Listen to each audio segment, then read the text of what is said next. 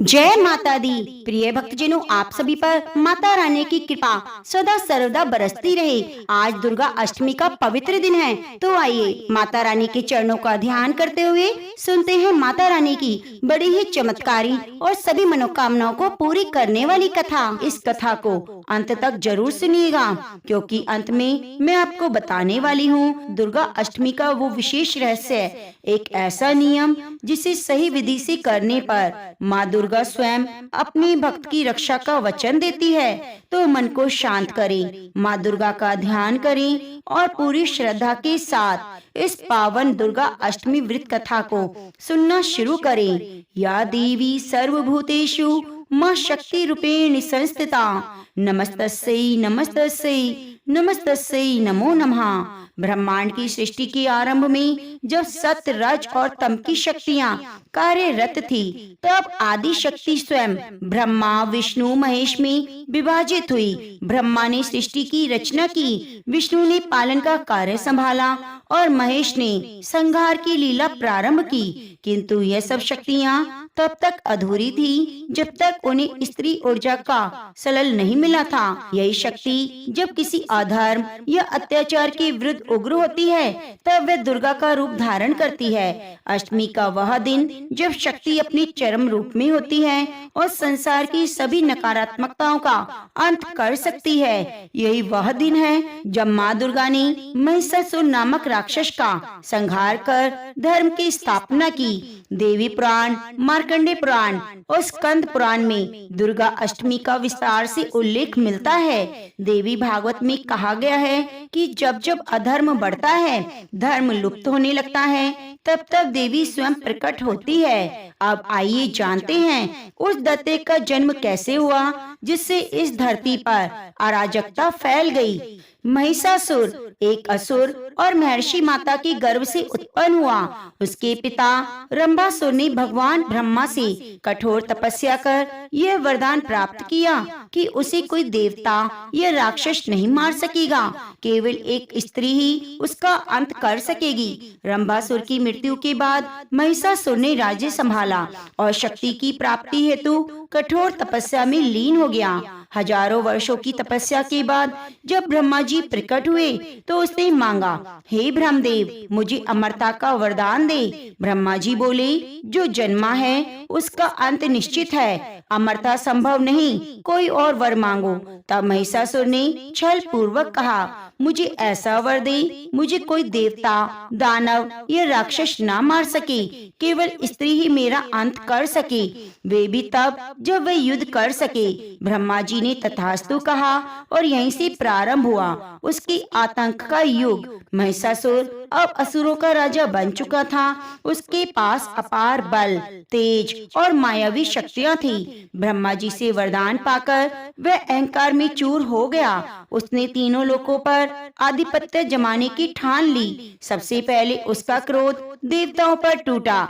महिषासुर ने अपने विशाल असुर सैन्य दल के साथ स्वर्ग पर आक्रमण कर दिया। इंद्रदेव, वरुण देव, अग्निदेव, वायु, यम, कुबेर, अन्य सभी देवता उसकी सेना के आगे टिक ना सके।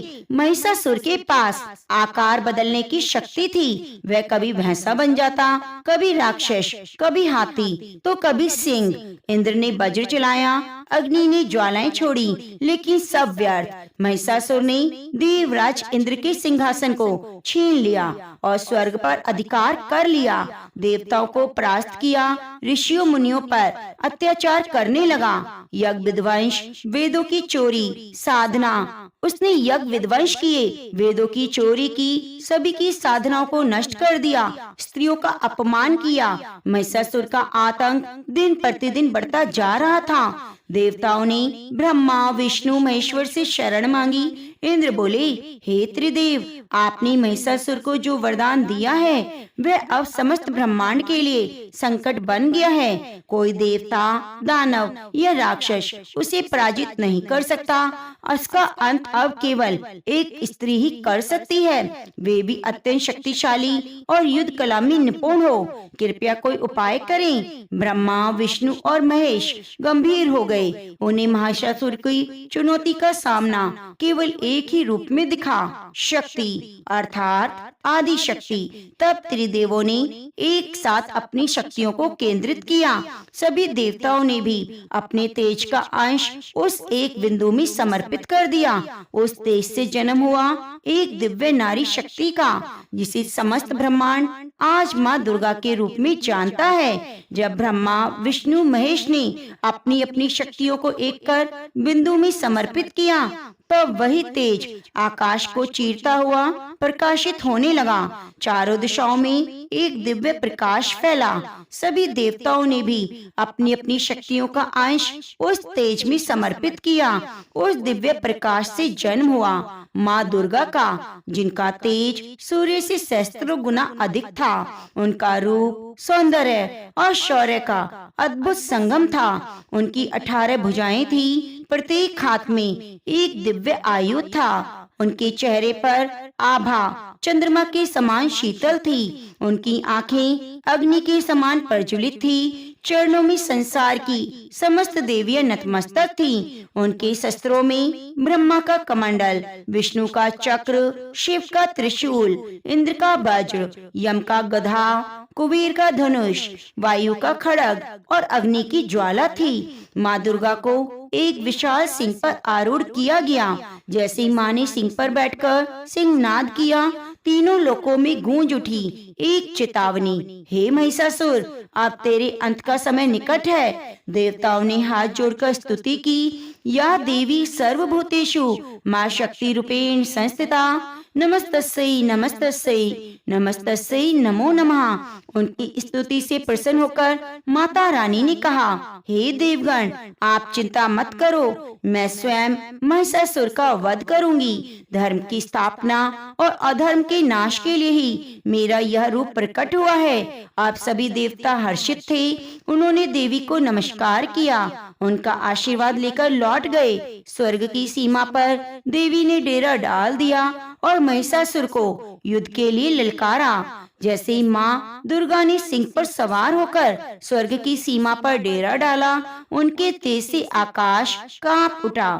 आकाशवाणी होने लगी, अधर्म का अंत निकट है, शक्ति का अवतार हो चुका है। जब महिषासुर को ज्ञात हुआ एक स्त्री युद्ध के लिए उसे ललकार रही है, तो वह पहले हंसा। उसकी मंत्री बोले, महाराज, वह तो एक स्त्री है, हम उसके सामने क्यों जाएं? आप अनुमति दें, हम उसे अभी पराजित करके ले आते हैं। महिषासुर ने अपनी विशाल सेना के प्रमुख असुर सेनापति चिकुर, चामर, दुर्मुख, रक्तबीज, महानु, अंधक, बाष्कल और कई मायावी राक्षसों को भेजा। देवी शांत थी, वे युद्ध की रेखा के पार खड़ी थी, पर जैसे असुरों ने उनकी सीमा पार की, देवी का रूप विकराल हो गया। आंखें ज्वाला के समान प्रज्वलित हो गईं। उन्होंने पहला अस्त्र चलाया, त्रिशूल। त्रिशूल से चिक्षुर का अंत हुआ, चक्र से चामर के 2 टुकड़े हो गए, गदा से अंधक की छाती फट गई, धनुष से निकला अग्निबाण वाष्कल को भस्म कर गया। सिंह गर्जा, उसने असुरों की सेना में हड़कंप मचा दिया। आकाश से देवता पुष्प वर्षा करने लगे। माँ का ध्वज स्वर्ग के ऊंचे गगन में लहराने लगा। यह कोई सामान्य युद्ध नहीं था, यह धर्म और अधर्म के बीच महासंग्राम था। जैसी असुर सेना के प्रमुख मारे गए, महिषासुर को क्रोध आ गया। उसने स्वयं युद्ध भूमि में आने की ठानी। उसने अपना रूप बदला। वे कभी भैंस, कभी सिंह, कभी मनुष्य और कभी हाथी बन रहा था। माँ दुर्गा अब मुस्कुरा रही थी। उन्हें ये संकल्प पूर्ण करना था। तो देवी ने कहा, हे महिषासुर, तेरा अंत निश्चित है। तू चाहे जितने भी रूप धारण कर ले, मेरी शक्ति तुझसे अधिक है। युद्ध का पहला दिन था। महिषासुर ने अपने 10,000 सैनिकों की सेना भेजी, जो जल, थल, आकाश से हमला कर सकती थी। माँ दुर्गा ने शिव के त्रिशूल से आकाश में शत्रुओं पर विमान गिराए, विष्णु के चक्र से धरती पर दौड़ते रथों को काट डाला और अग्नि के धनुष से अग्नि बाणों की वर्षा की। देवताओं ने ऊपर से देखा और जय जयकार की, जय माँ भगवती, जय माँ दुर्गा। दूसरा दिन असुर सेनापति दुर्मुख ने माया रची और माँ दुर्गा के सामने उनके ही जैसे 10 रूप बना दिए, जिन्हें भ्रम हो गया। माता मुस्कुराई। उन्होंने अपनी आंखों से तेज की अग्नि निकाली और माया रूपों को जला दिया। तीसरा दिन अब देवी ने अपना विकराल रूप लिया, काल रात्रि, जिसकी सांसों से पर्वत हिल जाए और चरणों की आहट से पृथ्वी डोल उठे। उस रूप से माँ हनु नामक राक्षस का अंत किया गया, जिसने अब तक 4 देवताओं को बंदी बनाया था। चौथा दिन माँ के सिंह ने युद्ध में भाग लिया। उस दिन सिंह ने 1000 असुरों को अकेले ही समाप्त कर दिया।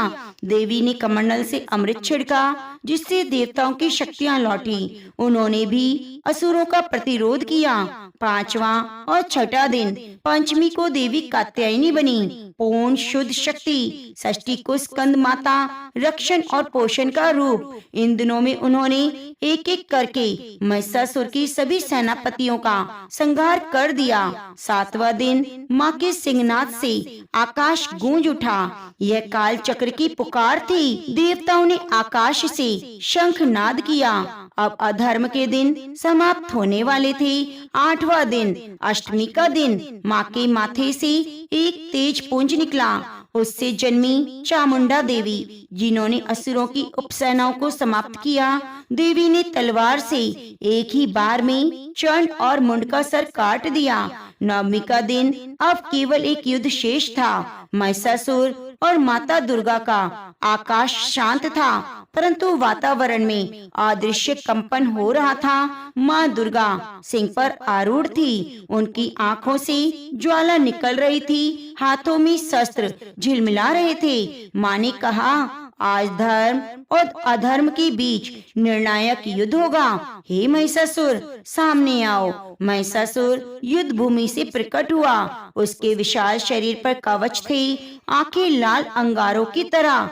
वह हंसा और बोला, हे नारी, तू क्या मुझसे युद्ध में हार सकेगी? तेरे जैसे असंख्य देवों को मैंने परास्त किया है। माँ दुर्गा शांत स्वर में बोली, तेरा विनाश तेरे अहंकार से होगा। तू नहीं जानता मैं कौन हूँ। महिषासुर ने युद्ध की शुरुआत की। पहले भैंसा बना और उग्रता से दौड़ा, फिर सिंह बनकर पंजों से हमला किया, फिर हाथी, जो देवी को सूंड में लपेटकर फेंकना चाहता था। माँ दुर्गा हर रूप का सामना करती रही।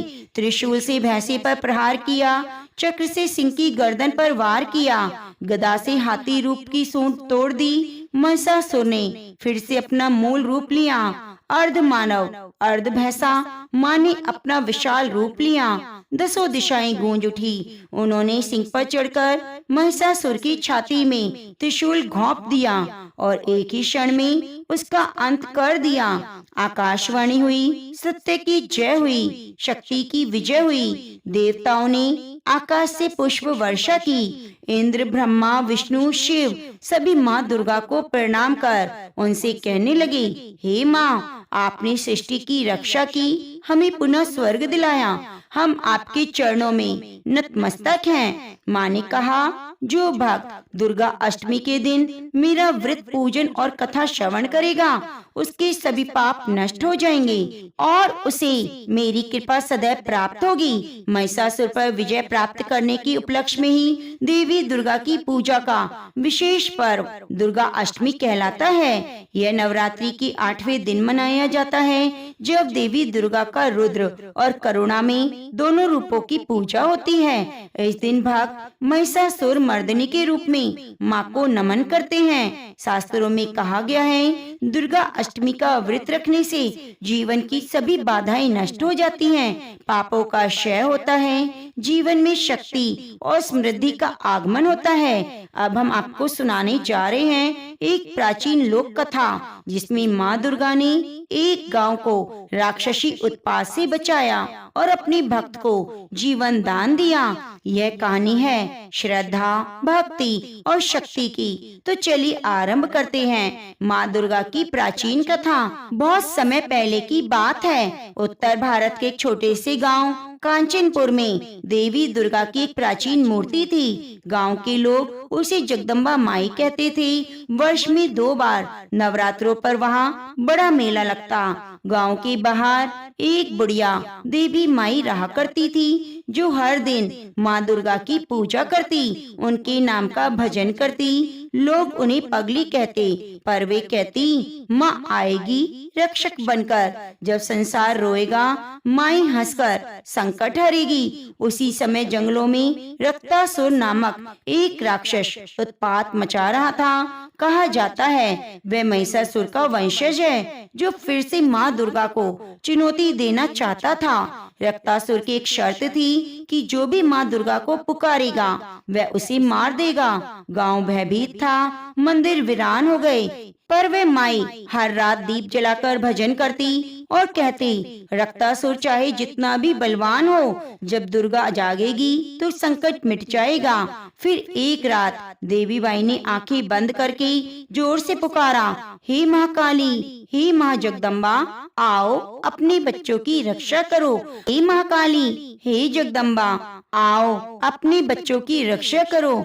आकाश से तेज बिजली गिरी, मंदिर का दीपक जल उठा और फिर माँ दुर्गा की मूर्ति से तेज प्रकाश निकला। माँ दुर्गा स्वयं प्रकट हुई, शेर पर सवार, हाथों में चक्र, शंख, तलवार और त्रिशूल।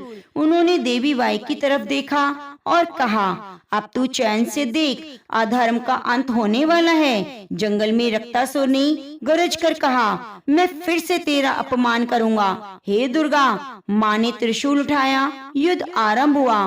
धरती कांपने लगी, आकाश में रक्त की वर्षा हुई, पर माँ दुर्गा के त्रिनेत्र में ज्वाला थी। उन्होंने चक्र से रक्तासुर के दोनों भुजाएं काट दी, तलवार से मस्तक और फिर त्रिशूल से उसका अंत कर दिया।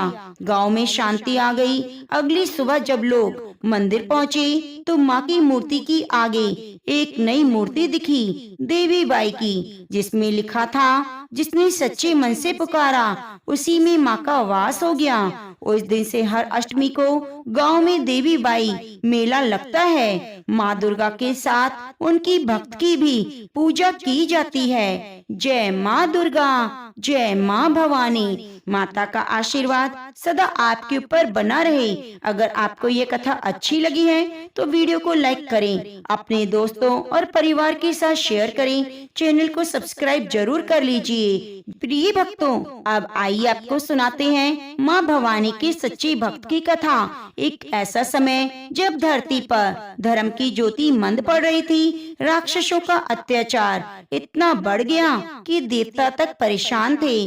त्राही माम पुकार कर हर दिशा गूंज रही थी। उसी काल में एक छोटा सा गांव था, नवग्राम, जो पर्वतों से घिरा, जंगलों से आच्छादित और आध्यात्मिक ऊर्जा से परिपूर्ण था। इस गांव में एक वृद्ध ब्राह्मण देवघर अपनी पत्नी गायत्री और पोती भव्या के साथ रहते। देवघर दिन रात माँ दुर्गा की उपासना करता। हर अष्टमी को उपवास रखते, माँ को पुष्प, कनेर, धतूरा अर्पण करते और गाते, या देवी सर्वभूतेषु माँ शक्ति रूपेण संस्थिता, नमस्तस्यै नमस्तस्यै नमस्तस्यै नमो नमः। भव्या छोटी थी, पर उसकी आंखों में माँ दुर्गा की भक्ति की वह चमक थी, जो अपने दादा के साथ बैठकर कथा सुना करती और हर बार पूछती, दादा, क्या माँ दुर्गा सच में हमें बचा सकती है? देवघर मुस्कुराकर कहती, न सिर्फ बचा सकती है बेटी, माँ तो सृष्टि की रचयिता है। एक दिन अचानक गांव में संकट आ गया। पास के जंगलों से राक्षसी प्रवृत्ति वाले एक दैत्य कलासुर निकल आया। गांव को उजाड़ता, खेत जलाता, लोगों का अपहरण कर लेता। लोगों में भय का साम्राज्य स्थापित हो गया। राजा ने सेना भेजी, पर कलासुर के पास रुद्र शक्ति थी। उसे किसी साधारण अस्त्र से नहीं मारा जा सकता था। देवघर जानते थे अब एक ही आश्रय है माँ दुर्गा का। उन्होंने पूरे गांव को इकट्ठा किया। 9 दिन तक अखंड दुर्गा यज्ञ शुरू किया। दिन रात गांव की स्त्रियां जय माता दी की जयकारे करती। हर स्त्री ने कन्या पूजन का आयोजन किया। छोटी बच्चियों को देवी स्वरूप मानकर उनका पूजन किया। भव्य भी हर दिन माँ की मूर्ति के सामने दीप जलाती और कहती, माँ गांव को बचा लो। अष्टमी की रात्रि को जब मंत्रों का उच्चारण चरम सीमा पर था, तब माँ दुर्गा ने अपना तेजस्वी रूप प्रकट किया। गांव की देवी मंदिर की मूर्ति से प्रकाश की एक तेज लहर निकली और माँ चंद्र घंटा के स्वरूप में प्रकट हुई। उनका वाहन सिंह, हाथों में शस्त्र, नेत्रों में तेज और वाणी में करुणा। माँ का यह रूप देखकर सबको अद्भुत शक्ति का अनुभव हुआ। माँ ने कहा, जब मेरे भक्त मुझे पुकारते हैं तो मैं उनको दर्शन जरूर देती हूँ। आज मैं नवग्राम की रक्षा करूंगी। कलासुर ने जब माँ को देखा तो हंसने लगा। क्या एक स्त्री मुझे रोक पाएगी? उसने व्यंग्य किया। माँ मुस्कुराई। जिस शक्ति से तू जन्मा है उसी शक्ति का मैं मूल हूँ। आज तेरा अंत निश्चित है। युद्ध आरंभ हुआ। माँ ने सिंह पर बैठकर धनुष चलाया, त्रिशूल फेंका और अपने शब्दों से दैत्य की शक्ति को नष्ट कर दिया। अंत में भीषण गर्जना के साथ माँ ने त्रिशूल से कलासुर का वध किया।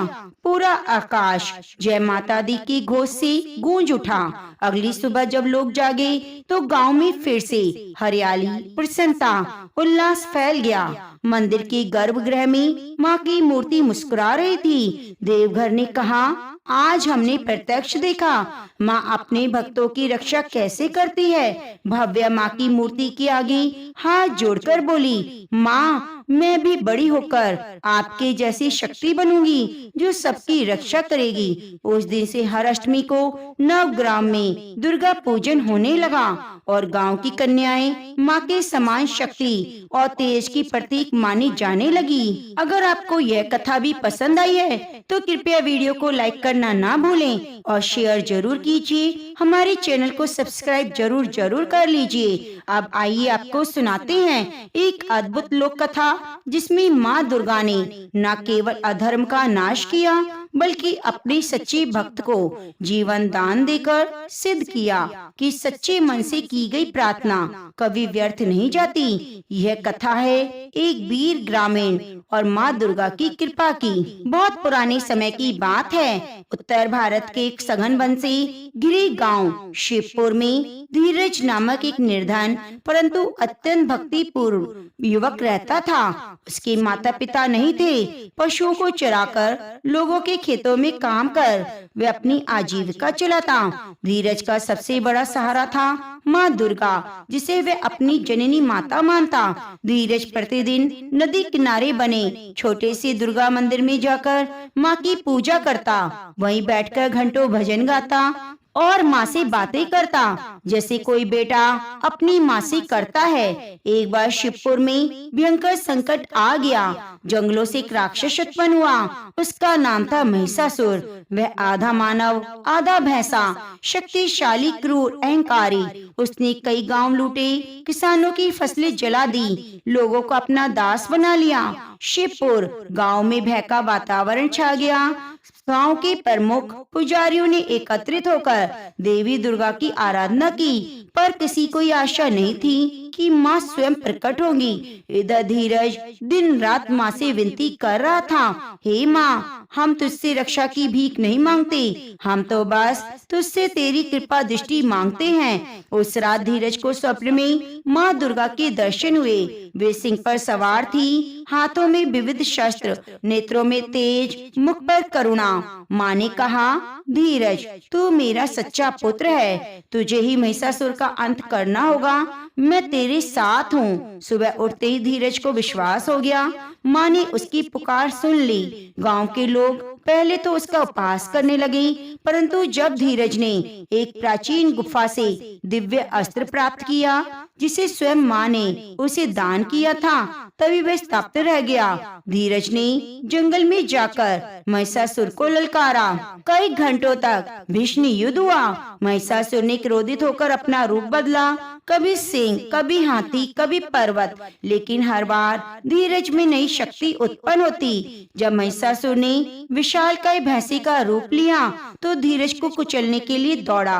तभी आकाश में माँ दुर्गा का सिंह गूंजा। माँ ने दिव्य रूप में प्रकट होकर महिषासुर का वध कर दिया और धीरज को अपने आंचल में समेट लिया। गांव के लोग दौड़े। धीरज बेहोश था पर उसके मुख पर दिव्य तेज था। माँ दुर्गा ने कहा, यह मेरा सच्चा भक्त है। इसकी भक्ति ने मुझे बाध्य कर दिया प्रकट होने के लिए। जो भक्त निष्काम भाव से मेरी उपासना करता है, मैं स्वयं उसकी रक्षा करती हूँ। धीरज को होश आया। माँ अदृश्य हो चुकी थी, लेकिन उनका वरदान साथ था। गांव में फिर कभी राक्षस नहीं आए। फसलें लहलाने लगी। शिवपुर का नाम अब हुआ शक्तिपुर। तब से हर साल दुर्गा अष्टमी पर लोग धीरज की कथा गाते हैं। माँ दुर्गा के मंदिर में विशेष पूजा करते हैं। ये सिद्ध हो गया कि सच्चे मन से की गई भक्ति से माँ प्रसन्न होती है, अपने भक्तों पर कृपा बरसाती है। यदि यह कथा आपको भावुक कर गई है तो कृपया इसे शेयर कीजिए। माँ दुर्गा की कृपा सभी तक पहुँचाइए। चैनल को सब्सक्राइब करें और कमेंट में लिखें, जय माँ जगदम्बा, जय माँ भवानी। एक छोटा सा गांव था सुरंगपुर। चारों ओर हरियाली, पर्वतों की गोद में बसा हुआ, नदियों से घिरा, जंगलों की छाया में लिपटा हुआ। यह गांव दिखने में जितना सुंदर था उतना ही दुखदाई भी था वहाँ के लोगों के लिए। सुरंगपुर में हर कोई न कोई पीड़ा में था। किसी के खेत सूख गए, किसी के बच्चे बचपन में मर जाते, कोई स्त्री बांझ होती तो किसी का पति असमय चला जाता। त्योहारों पर गांव में सन्नाटा छाया रहता, जैसे हंसी ने वहाँ आने से इनकार कर दिया हो। इस गांव में स्त्रियां रोज सुबह सूर्य को अर्घ देती, तुलसी में जल डालती, द्वार पर गोबर से चित्र बनाती, लेकिन उनके चेहरों पर कोई चमक नहीं थी। ऐसा लगता जैसे वे सब किसी अदृश्य भय से बंधी हैं। गांव की सबसे बुजुर्ग महिला धर्मवती दादी हमेशा कहती, यह धरती कभी देवी की गोद थी, लेकिन अब माँ दुर्गा हमसे रूठ गई हैं। कई बुजुर्गों ने तो गांव छोड़ दिया, कईयों ने अपनी बेटियों को ये कहते हुए पराया कर दिया कि मत आना सुरंगपुर, यहाँ देवी मौन है। इसी गांव में रहती थी रुक्मणी। उम्र करीब 28 वर्ष, रंग सांवला, आंखों में नमी, चेहरे पर स्थायी थकान। वे ब्राह्मण परिवार की बहू थी। पति वसुदेव बीमार, काम करने में असमर्थ, कुछ भी नहीं था उसके पास, न संतान, न धन, न कोई मददगार।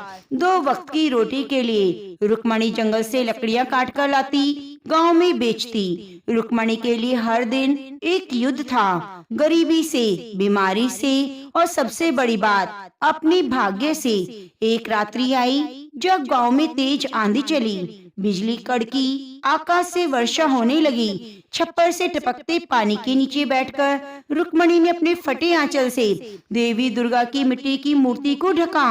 रोते रोते कहने लगी, हे माँ दुर्गा, सुना है तू चंड मुंड का वध करती है, तो क्या मेरे भाग्य का अंत नहीं कर सकती? मैं ना धन मांगती, ना सुख, बस एक झलक दे दे माँ। तू मौन नहीं, तू जीवित है। उस रात वे भूखी सोई, लेकिन जब सोई तो कुछ विचित्र हुआ। स्वप्न में वह एक विशाल जंगल में थी, चारों ओर अंधकार था। अचानक वहाँ एक प्रकाश हुआ। उस प्रकाश में एक तेजस्वी नारी प्रकट हुई। 8 भुजाएं, आँखों से दिव्य ज्वाला, शरीर पर लाल वस्त्र, मुकुट से निकलता हुआ तेज। रुक्मणी स्तब्ध थी। देवी ने कहा, रुक्मणी, तू अकेली नहीं, मैं तेरे भीतर हूँ, पर वह वहीं प्रकट होती हूँ जब विश्वास होता है। तू मेरी सच्ची भक्त है। समय आ गया, तू मुझे फिर से गांव में जागृत कर। देवी ने आदेश दिया, 21 दिनों का व्रत रख, नव दुर्गा पूजन कर, 108 बार मेरे नाम का जप कर। कोई बाधा आए तो भी मत डगमगाना, मेरी कृपा से तेरा भाग्य बदलेगा और गांव का भी। रुक्मणी घबरा गई और बोली, माँ मेरे पास ना तो तेल है न घी न अन्न, मैं कैसे पूजा करूं? देवी ने मुस्कुराकर कहा, श्रद्धा तो है, फूल भी पर्याप्त है। सपने समाप्त हुआ, रुक्मणी की आंखें खुली। अगली सुबह जब सूरज की पहली किरण आई तो रुक्मणी ने अपने पति के पास बैठकर कहा, मैंने माँ को देखा, वसुदेव जी, अब मैं पूजा करूंगी, चाहे भूख से मर जाऊं, लेकिन व्रत नहीं तोड़ूंगी। पति ने उसकी आंखों की चमक देखी और कुछ नहीं कहा, बस आंसू बहा दिए। रुक्मणी ने अपने छोटे से घर में मिट्टी का छोटा सा चौकोर मंदिर बनाया। माँ शैलपुत्री की एक चित्र छवि रखी जिसे उसने खुद हाथ से बनाया था। तुलसी के लाए पत्ती, जंगल से लाए फूल, नदी का जल, यही उसकी पूजा सामग्री थी। गांव की स्त्रियां हंस पड़ी। देखो जरा, ये गरीब औरत देवी को मना रही है, खुद के पास रोटी नहीं, पूजा करेगी। लेकिन रुक्मणी ना हिली न डरी। उसने 108 बार माँ का जाप किया। ओम ऐं ह्रीं क्लीं चामुंडाय विच्चे। उसके घर के पास खड़ा पीपल का पेड़ एकाएक खिलने लगा। छोटी सी धूप की बत्ती अपने आप जल उठी। उस रात वासुदेव को पहली बार बिना खांसी के नींद आई। रुक्मणी ने कुछ नहीं कहा, लेकिन उसकी आंखों में पहली बार हल्की सी उम्मीद जागी। गांव का पीपल धीरे धीरे अपनी पत्तियां हिला रहा था, मानो माँ दुर्गा ने मौन में उत्तर दिया हो। रुक्मणी के भीतर से, हर स्त्री के भीतर से, रुक्मणी की आंखें सुबह जल्दी खुल गई। बाहर अभी अंधेरा था, लेकिन उसका मन भीतर से रोशन हो चुका था। बीती रात जो देखा वो कोई साधारण सपना नहीं था, वो दिव्य दर्शन, एक आवाहन, एक आज्ञा। धीमे से उठी, आंगन में आई। आकाश में टिमटिमाते तारे अब विदा लेने को थे। उसने अपने आंचल से पीपल के पत्तों पर जमी ओस को हटाया और झुककर कहा, माँ मैं तैयार हूँ, भले अन्न ना मिले, जल ना मिले, पर मैं तुम्हारा व्रत करूंगी। उस स्वप्न में माँ की आंखें अब भी रुक्मणी की स्मृति में जल रही थी। ऐसा तेज, ऐसा सौंदर्य जिसे अनगिनत सूर्य का प्रकाश एकत्रित हो गया हो।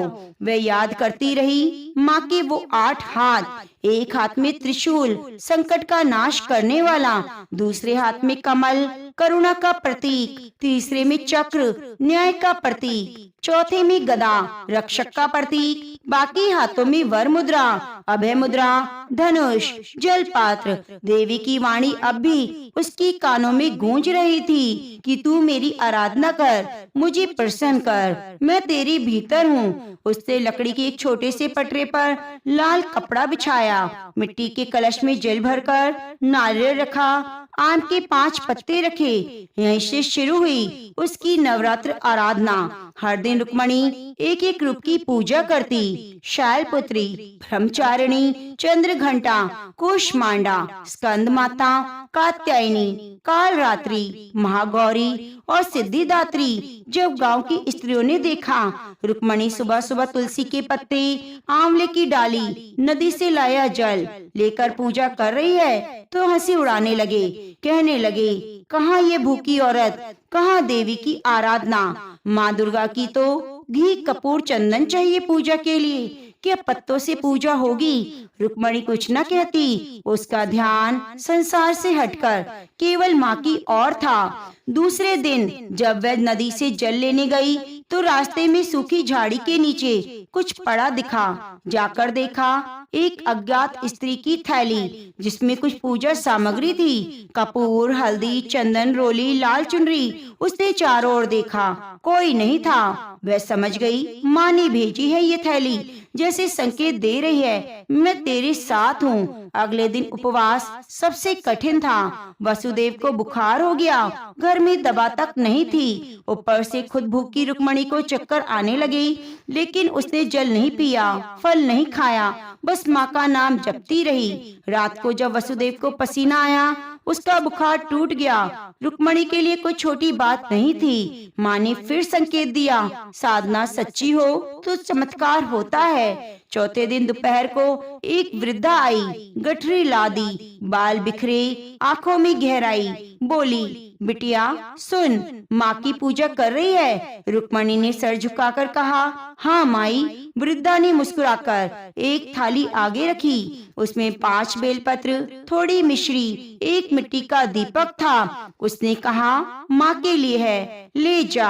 8वें दिन मुझे बुला लेना। शायद माँ फिर जागी। सुरंगपुर में किसी को नहीं पता था वह माई कौन थी। वो आई थी अकेली और चली भी गई बिना बताए। रुक्मणी पूजा करती। उसका शरीर कमजोर हो गया, लेकिन उसकी आत्मा प्रज्वलित थी। नवरात्रि के 5वें दिन रात को माँ फिर प्रकट हुई। इस बार उनके स्वर में गंभीरता थी। रुक्मणी, तुझ में शक्ति है, लेकिन याद रख, जब कोई सच्चा भक्त भक्ति करता है तो आसुरी शक्तियाँ जागृत होती हैं। आगे संकट आएगा, लेकिन तू मत डरना। रुक्मणी ने हाथ जोड़कर पूछा, माँ क्या मैं सफल हो जाऊंगी? माँ ने मुस्कुराकर कहा, तू सफल नहीं, पावन बन जाएगी। तेरा नाम युगों तक लिया जाएगा। सुबह होते ही रुक्मणी ने माँ चंद्रघंटा की पूजा की। इस बार उसके पास पहाड़ी से एक सफेद फूल लाकर माँ के चरणों में रखा। पूजा समाप्त हुई तो आश्चर्य हुआ। घर की छत से जो वर्षों से टपकता पानी गिरता था, एकदम बंद हो गया। यह कोई साधारण घटना नहीं थी, यह माँ की स्वीकृति थी। तेरा मार्ग कठिन होगा, तेरा मार्ग कठिन होगा, पर मैं तेरे साथ हूँ। रात का समय था, अंधेरा पूरे गांव को निकलने आया हो। चंद्रमा के चारों ओर हल्का सा घेरा था, जैसे कोई संकेत हो। रुक्मणी उस रात माँ चंद्रघंटा की आराधना कर रही थी। उसने घी न होने पर सरसों के तेल से दीपक जलाया। घर की झोपड़ी के कोने में मिट्टी का मंदिर सजाया। माँ की छोटी सी छवि, तुलसी की पत्ती, आंवले की डाली और एक ही बार निष्ठा। जैसे जैसे रात गहराई, वैसे वैसे रुक्मणी का मन स्थिर हो गया। उधर गांव की स्त्रियां बाहर बैठी थी। उन्हें रुक्मणी की कठोर साधना पसंद नहीं आ रही थी। वे आपस में कह रही थी, देवी ने आज तक किसी को ऐसे दर्शन दिए हैं, भूखी रहकर ये क्या मिलेगा? लगता है दिमाग फिर गया है। कुछ पुरुषों ने कहा, अब इसे भी देवी दिखने लगी, कल को कहेगी मैं ही दुर्गा हूँ। रुक्मणी को ये सब सुनाई दे रहा था, मगर वह मौन रही। उसने केवल माँ के चित्र को देखा। धीमी मुस्कान। करीब रात 3 बजे का समय था। वातावरण शांत। तभी अचानक झोपड़ी के कोने में रखा पीतल का घंटा अपने आप बज उठा, बिल्कुल साफ। वासुदेव चौंक गए, बोले, रुक्मणी ये क्या? रुक्मणी आंख बंद किए बैठी रही। माँ की मूर्ति से हल्की सी आभा निकली। उसने केवल इतना कहा, माँ आई थी। सुबह होते ही वृद्धा फिर आई, वही गठरी उठाए, वही मुस्कान। बोली, बिटिया घंटा सुनाई दिया। रुक्मणी ने हाथ जोड़कर पूछा, माई आप कौन? वृद्धा ने केवल इतना कहा, मैं माँ की सेविका हूँ, तू पूजा कर, माँ जागेगी। इस बार वह त्रिकोण आकार का मिट्टी का दीपक थाली लाई थी और कहने लगी, सप्तमी को इसे जलाना, लेकिन तब तक अपनी भक्ति पर किसी को शक मत करने देना। वे चली गई और बिना पीछे देखे, बिना दिन बीते, अब व्रत का अगला दिन था। रुक्मणी को चक्कर आ रहे थे। कई बार लगा अब नहीं हो पाएगा, लेकिन तब एक बच्ची आई। बोली, माँ ने भेजा है, थोड़ा मिश्री ले लो, भूख मिट जाएगी। रुक्मणी ने देखा, हाथ में वही मिश्री थी जो कल बूढ़ी माई लाई थी। वे मुस्कुरा दी, कहने लगी, माँ तू देख रही है, तू साथ है। उस दिन गांव के किसान के घर की गाय जो 7 दिन से लापता थी, अचानक लौट आई। किसान बोला, जिस रास्ते से आई है रुक्मणी के घर की ओर से है। लोगों ने ध्यान दिया, रुक्मणी के घर के आसपास हवा ठंडी थी, तुलसी का पौधा लहरा रहा था। हर रात दीपक की लौ बिना बुझे चल रही थी। अब गांव के बाहर एक जंगल में अजीब खबर आई। एक तांत्रिक भैरवनाथ गांव की सीमा में दिखा। वे शक्तियों को चुनौती देने वाला साधक था, जो कहता, मुझे देवी दिखा दो, वरना पूजा ढोंग है। उसका नाम सुनते ही गांव के लोग डरने लगे। सोचने लगे, अगर वह रुक्मणी के विरोध में आ गया तो वह नारी क्या कर पाएगी। लेकिन रुक्मणी शांत रही। उसकी विश्वास की लौ बुझने वाली नहीं थी। 5वीं रात्रि को रुक्मणी ने स्कंद माता की पूजा की। झोपड़ी के भीतर रखी पूजा थाली में बिना माचिस के दीपक जल गया। दीपक की लौ से निकली गर्मी से वसुदेव को आराम मिला। उसकी पुरानी सांस की बीमारी धीमी पड़ गई। रुक्मणी की आंखें भर आई, कहने लगी, माँ सच में तू मौन नहीं, तू है। अब गांव 2 हिस्सों में बट गया, एक जो रुक्मणी को पागल समझता और जो दूसरा हिस्सा डरते डरते उसकी पूजा को चुपचाप देखता। कुछ स्त्रियां रुक्मणी से पूछने लगी, दीदी माँ को कैसे बुलाया आपने, कौन से मंत्र बोले, क्या हम भी ये पूजा करें? रुक्मणी अब भी नम्र स्वर में बोली, माँ को धन नहीं चाहिए, सच्चा मन चाहिए। एक रात जब रुक्मणी जाप कर रही थी, बूढ़ी माई फिर से आई। इस बार उनका चेहरा गंभीर था। उन्होंने कहा, बिटिया अब तो देवी के निकट पहुंच गई है, लेकिन याद रख, जैसे जैसे तू माँ के करीब जाएगी, अंधकार की शक्तियाँ भी सक्रिय होंगी। तू तैयार हो। रुक्मणी ने बिना डरे कहा, माई माँ साथ है, मुझे डर नहीं। सप्तमी की पूर्व संध्या पर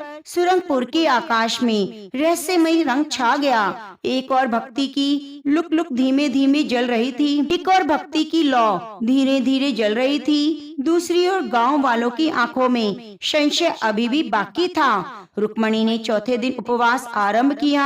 शरीर दुर्बल होता जा रहा था, लेकिन आत्मा में अग्नि की तरह कुछ तप रहा था। दृढ़ संकल्प। छोटी सी झोपड़ी में गांव के गोबर से लीपकर चबूतरा बनाया। माँ दुर्गा की छोटी सी मूर्ति विराजित की। वह जल से आचमन कर आंखें मूंद कर दुर्गा सप्तशती का पाठ आरंभ किया।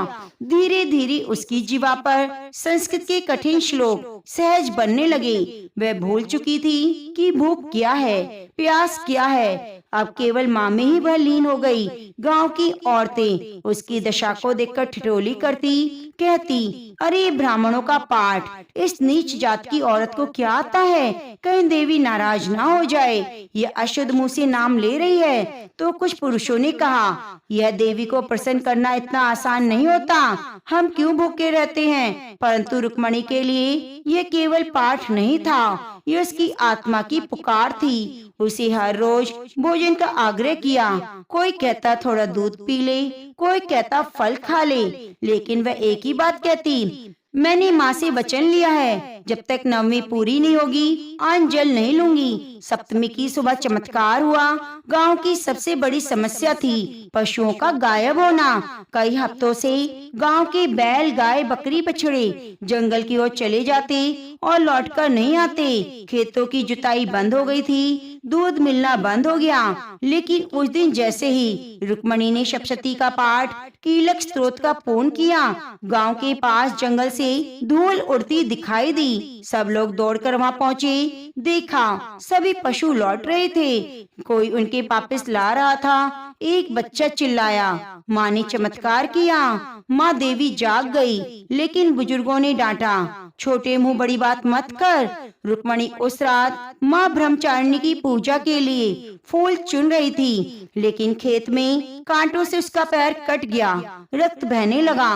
वह लंगड़ाती हुई माँ की मूर्ति के पास आई, बोली, माँ तू तपस्या की देवी है, तूने भी पर्वतों पर कष्ट झेले, आज ये रक्त मेरी शक्ति का अर्घ है। उसने अपने रक्त से माँ के चरणों में तिलक लगाया। उसी रात जब वह ध्यान में लीन थी, माँ दुर्गा स्वप्न में आई। उसके रूप में तेजस्वी सौंदर्य और तप का सम्मेलन था। वे बोली, रुक्मणी तेरी तपस्या सच्ची है, ब्रह्मचारिणी रूप में मैं तेरे हृदय में प्रकट हो रही हूँ। तेरा ये रक्त अर्पण नहीं, शक्ति का बीज है। तेरी पीड़ा तेरी शक्ति बन जाएगी। माँ ने आशीर्वाद दिया, कल से तू दुर्गा सप्तशती का पाठ जहाँ करेगी वहाँ अग्नि स्वयं प्रकट होगी। सत्य की पुष्टि हेतु अगली सुबह जब रुक्मणी पाठ के लिए दीप जलाया तो दिया बुझा नहीं, उल्टे उससे एक नीली लौ उठी। माँ की मूर्ति के सामने वह खड़ी हो गई। सभी ने देखा, दीपक बिना तेल बाती के जल रहा है। भीड़ जुटने लगी। एक वृद्धा बूढ़ी माई जो कभी मंदिर की पुजारिन रह चुकी थी, आगे बढ़ी। रुक्मणी का हाथ थामते हुए बोली, यह कोई साधारण स्त्री नहीं है, इसकी देह में माँ बोल रही है। अब हर गांव की पुकार बन चुकी थी। गांव में पहली बार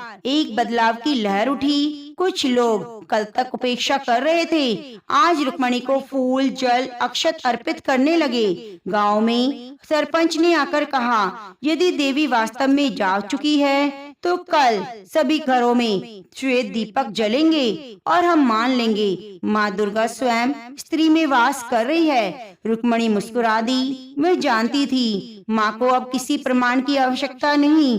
वे तप की परीक्षा में उत्तीर्ण हो चुकी थी। अग्नि परीक्षा गांव की थी। अगली सुबह घरों में दीपक जल उठे। कोई बात ही नहीं, कोई तेल नहीं। लौ स्थिर थी। माँ ब्रह्मचारिणी के रूप में रुक्मणी के चारों ओर दिव्य प्रकाश दिखाई देने लगा।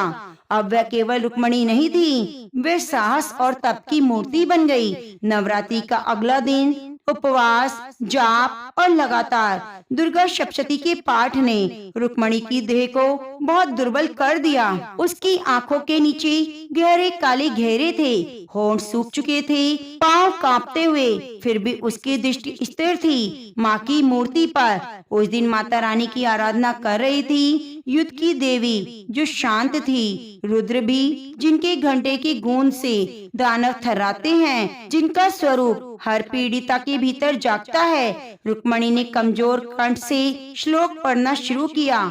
हर श्लोक के साथ उसका शरीर कांपा। शाम के समय गांव के कुछ पुरुष खेत में आए जहाँ साल भर पानी नहीं था। वे बिल्कुल सूखे काले मिट्टी वाले टुकड़े पर अचानक धारा बहने लगी। एक किशोर चिल्लाया, बाबा धरती फूट गई।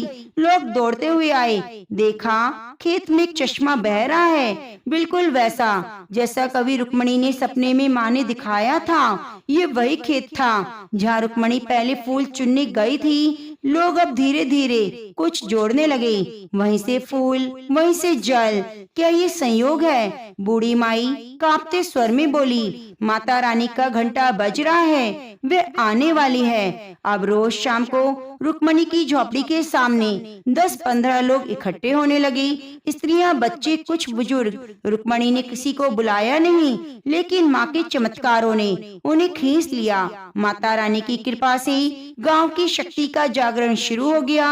अब वह केवल चमत्कारों का उत्सव नहीं था, बल्कि एक स्त्री की सच्ची भक्ति और तप का प्रतीक था। माँ को केवल श्रद्धा चाहिए, माँ को केवल श्रद्धा चाहिए, भारी आडंबर नहीं। माँ की भक्ति हृदय से होती है, बाहरी मन से नहीं। यदि कोई भी भक्त सच्चे मन से माँ को पुकारता है तो माँ जरूर प्रकट होती है। तो प्रेम से बोलिए, जय माँ भगवती, जय माँ भवानी, सर्व मंगल मंगले शिवे सर्वार्थ साधिके, शरणे त्र्यंबके गौरी नारायणी नमोस्तुते। प्रिय भक्तों, उम्मीद करती हूँ आपको ये कथा अच्छी लगी होगी। कथा अच्छी लगी है तो कृपया चैनल को सब्सक्राइब करके बगल में बनी घंटी को दबा लीजिए और कमेंट बॉक्स में जय माँ भवानी जरूर लिखिए।